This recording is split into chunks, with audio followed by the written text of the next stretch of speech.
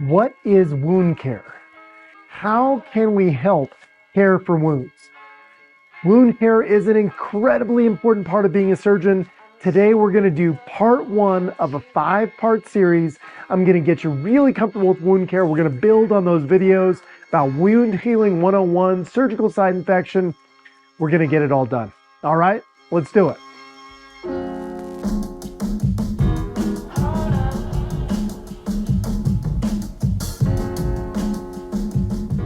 Welcome back to Citizen Surgeon. My name is Dr. Eric Pearson. I'm a pediatric surgeon, and I'm here to help you get comfortable on the wards, in the ICU, in the operating room, and of course, to crush your exams.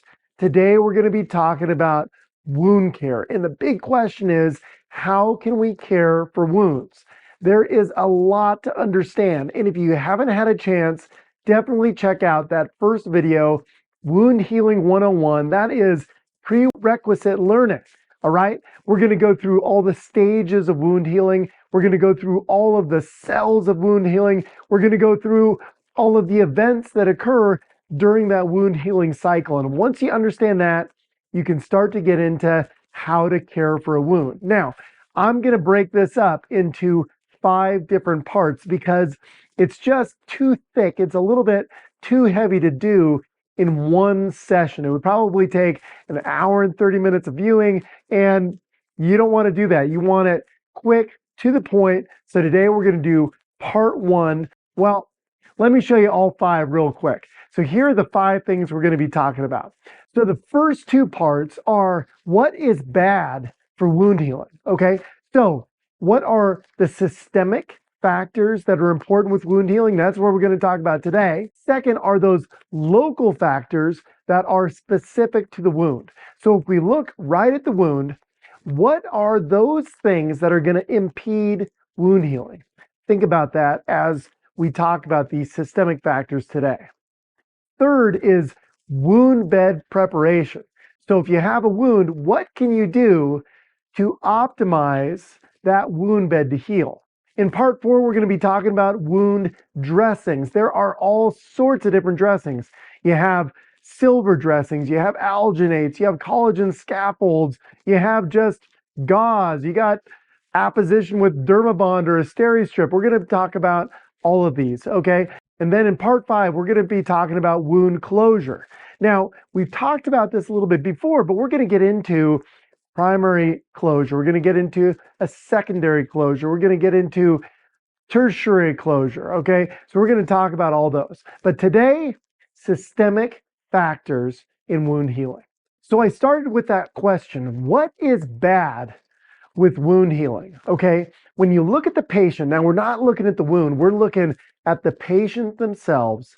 What is bad when it comes to wound healing? What will impair that process? Now, we went back, we thought about the inflammatory phase, we thought about the proliferative phase, we've thought about the remodeling phase. Now, in each of those phases, if you have something with the patient, what are some things that will impede wound healing? Okay, so let's get right into this. So there are several factors that I'm going to be touching on these today. We're going to be talking about age. We're going to be talking about gender. We're going to be talking about the effect of obesity on wound healing.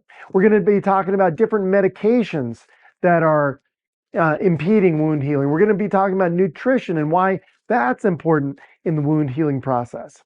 Also, we're going to be talking about specific diseases. So, for example, diabetes that are important in wound healing, and alcohol and smoking. So we know that all of these things might have an effect on wound healing, but why do they have an effect? What specifically is it about alcohol or age or gender or obesity that has an effect on wound healing? And I want you to think back to those processes. Okay, so what are all the things that are happening in that inflammatory phase?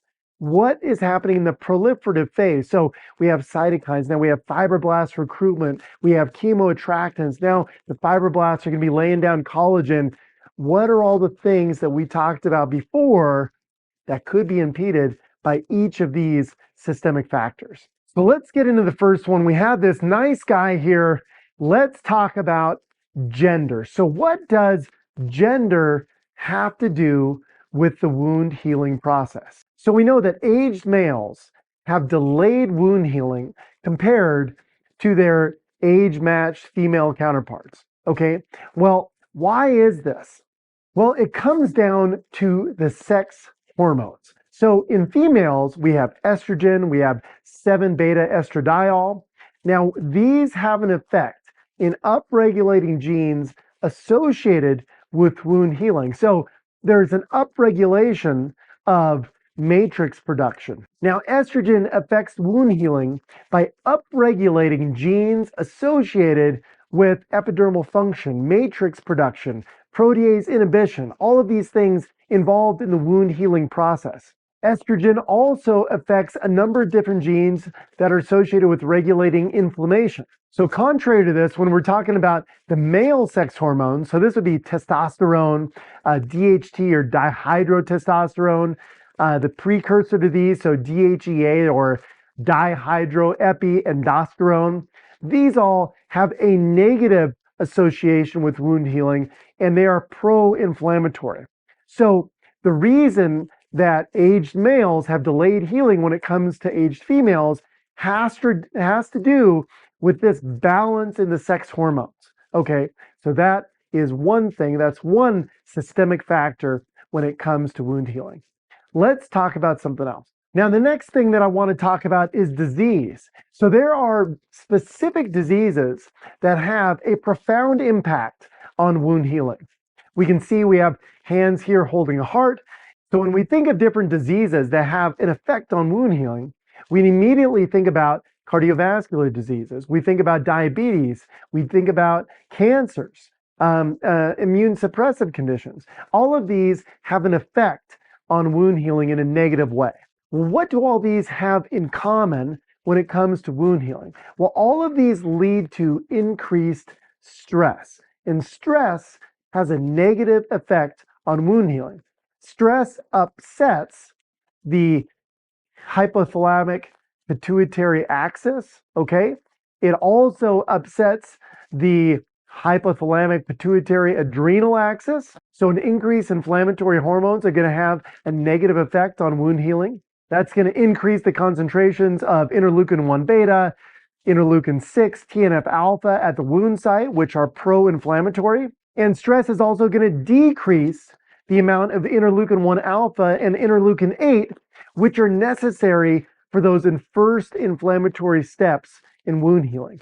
So stress decreases the effect or leads to delayed wound healing because it is pro-inflammatory. Another effect of stress is that glucocorticoids are going to modulate the immune system. So they are going to downplay or downregulate the Th1 immune response following an injury.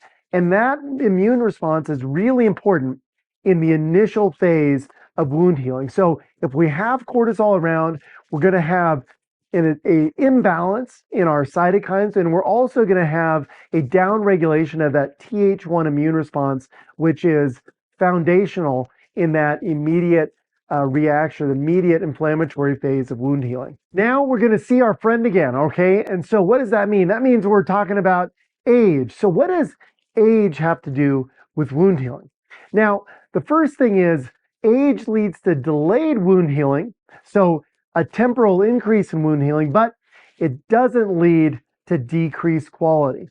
So why is there delayed wound healing in elderly individuals? Well, it has to do with an altered immune response. So there is decreased T cell infiltration into the wound. That leads to altered chemokines and also reduced macrophage activity. So remember, initially in that inflammatory phase, we're going to have there are neutrophils involved. We're going to have our monocytes, macrophages involved. They're going to be getting rid of foreign elements, foreign debris within the wound. And in elderly individuals, that T cell infiltration and the macrophage activity is reduced. So that's why you get that delay in wound healing in aged individuals. Other things to consider in aged individuals is their comorbidities, but all phases of the healing process, so inflammatory, proliferative, remodeling, all phases are affected. So there is decreased angiogenesis. There is decreased collagen formation. There is reduced collagen turnover, there's reduced remodeling, and so eventually you do have decreased wound strength. Now, one of the things that I found really interesting is there are a lot of different treatments available to assist with improved wound healing in elderly individuals, but the one thing that has been shown to improve wound healing is what? It's exercise. Exercise has been shown to improve cutaneous wound healing in older adults. It's also been shown to improve cutaneous wound healing in mice. And the reason for this is due to exercise-induced anti-inflammatory properties within the wound. Okay, so if you needed another reason to go get exercise, it's so if one day you have a wound, you can heal it, and you can tell your patients that, of course, if you're getting exercise, another benefit is improved wound healing. Now, the next factor we're going to be talking about when it comes to wound healing is obesity. So obesity continues to increase in the United States and across the world. 30% of adults are obese and 15% of adolescents are now obese. And this has an effect on wound healing. How does it affect wound healing? Well, it's known that obese individuals have an increased risk of surgical site infection. This is because there is relative hypoperfusion of the tissues in obese individuals. There can be ischemia of wounds, and of course, there is increased wound tension in obese individuals. Also, are these inflammatory mediators known as adipokines. So what is an adipokine? So adipokines are chemokines. There are hormone-like factors that are secreted from the adipocytes themselves or the macrophages inside adipocytes that can have a profound impact on the immune system. So adipokines have been implicated in poor wound healing in obese individuals. And one thing about obesity and wound healing is if the patient loses weight, then their chance for wound healing improves. And that has to do with improved perfusion, less ischemia, less wound tension, and less adipokines circulating around systemically. So let's move on to alcohol. So alcohol is known to affect the wound healing process as well as increasing the risk of surgical site infection or wound infection. Alcohol has been shown to reduce epithelialization. It's been shown to reduce angiogenesis, collagen production, and of course, the chance of wound closure. So when it comes to alcohol, the single greatest impairment has to do with angiogenesis.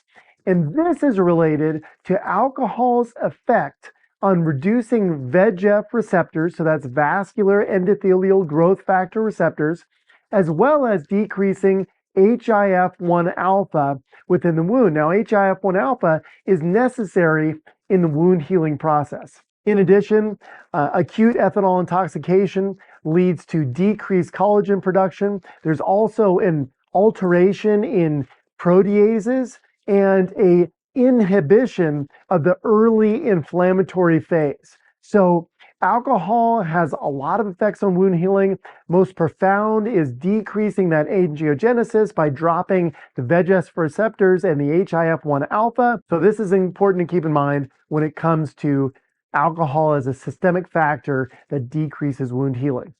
Let's get to the next one. So the next thing we got to talk about as a systemic factor in wound healing is smoking.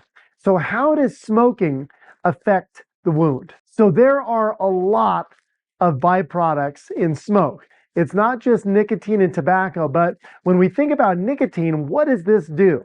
Nicotine leads to vasoconstriction, and that leads to poor perfusion or hypoperfusion and ischemia within a wound. I remember when I was doing a plastic surgery rotation and one of the patients had a free flap, and the surgeon knew that the patient was a smoker and it required several months of smoking cessation therapy, and the patient had to be adamant that they were not going to smoke after or they may lose that graft. And that had to do with vasoconstriction mediated by nicotine. So that's one factor in smoking that leads to reduced wound healing. Smoking also inhibits lymphocyte function and decreases fibroblast proliferation and production. And so if we have decreased lymphocyte function, we're going to have impairment of that inflammatory phase of wound healing. And if we have decreased fibroblast proliferation and production, we're not going to be able to lay down collagen in that proliferative phase. So you can see smoking affects all the phases of wound healing, from vasoconstriction, ischemia, poor perfusion, right through lymphocyte function, and of course, fibroblast proliferation. Now let's talk about some medications that can have a profound effect on wound healing. There are several classes of medications. First are the glucocorticoids. So what do glucocorticoids, so for example, prednisone, have to do with wound healing? Well, prednisone or glucocorticoids are going to have three main effects. Number one is to decrease the cellular response or the inflammatory response of lymphocytes and macrophages to that wound. So first, a profound effect on that inflammatory phase. Second is steroids are going to decrease wound contraction, or the ability of the wound to bring itself together. And third is a reduction of HIF-1 alpha, which we talked about is important in angiogenesis or proliferation of blood vessels within that wound for wound healing. When we look at chemotherapeutics, so there are chemotherapeutics, for example, adriamycin, that can have an effect on delayed wound healing or impaired wound healing. And this is most profound if given preoperatively or within 3 weeks of an operation. Okay, so keep that in mind. So the reason for this is adriamycin or chemotherapeutics decrease cell migration. There's also decreased matrix production and lower levels of collagen in that proliferative phase. There are a new group of medications, so for example, bevacizumab or VEGF inhibitors, which decrease angiogenesis, and these can also lead to poor wound healing or intestinal leak after an intestinal anastomosis. There are other drugs that have an effect on wound healing. For example, NSAIDs are associated with poor wound healing, but the big ones I want you to consider are glucocorticoids and of course chemotherapeutics. So let's talk about nutrition. So first in nutrition, we have protein. So why is protein important in wound healing? Well, a deficiency in protein leads to a reduction in capillary formation, decreased fibroblast proliferation. You're going to have reduced collagen synthesis and reduced remodeling. In addition, if you have decreased protein, you're going to have reduced immune function and decreased leukocyte function and proliferation. So all of these things are critical when it comes to that inflammatory and proliferative phase of wound healing, of course, remodeling phase as well. I'm going to bring up 2 amino acids that are critical in wound healing. The first one is arginine. So what does arginine do? So arginine is a conditionally essential amino acid, and arginine is required during growth, during severe stress, and during injury. And in wound healing, it's needed to support collagen formation, angiogenesis, and wound contracture. They found that arginine supplementation has led to improvements in wound healing. So I thought that was fairly interesting. The second amino acid that's critically important when it comes to wound healing is glutamine. So one thing is glutamine is the most abundant amino acid in plasma cells. Glutamine as an amino acid is energy for proliferating cells and has been shown to be very important in supporting that inflammatory phase early in wound healing. And as with arginine, supplementation with glutamine is shown to improve wound healing. Finally, some vitamins. Okay, so what vitamins are really important in wound healing? Well, vitamin C, vitamin A, and vitamin E. So a deficiency in vitamin C leads to a reduction in the wound healing process. This is a reduction in collagen synthesis as well as a reduction in fibroblast proliferation. Vitamin A deficiency has also been associated with impaired wound healing. And when we look at vitamin E, supplementation with vitamin E has led to decreased scar formation. So those 3 vitamins, vitamin C, vitamin A, vitamin E. Vitamin C is a water-soluble, vitamin A and E are fat-soluble vitamins, important in the wound healing process. So today we talked about age, gender, we talked about obesity, different diseases. We talked about nutrition. We talked about alcohol and smoking and how all of these affect the wound healing process. So next time we're going to be talking about local factors, so those specific to the wound. So how does oxygenation affect wound healing? How does infection or inflammation affect wound healing? of how does a foreign body, and I'll have some stories to tell you about that, affect wound healing. Then finally, what are the specific wound characteristics that can affect wound healing? So that could be things like dimensions of the wounds or size of the wound. So we're going to be talking about that. Okay, so I hope you enjoyed this talk today. We talked all about the systemic factors in wound healing. Again, if you haven't watched Wound Healing 101, check that out. You'll get really comfortable with all of the phases of wound healing, all of the cells involved in wound healing, of course, the events of the wound healing process.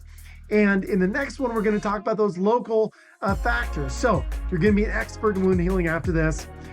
If you liked it, give it a like, give it a share, comment down below. I love engaging with you guys. Check out my website, CITIZENSURGEON.com. You can go there. I got a great blog. I post every day. I post a lot on LinkedIn as well.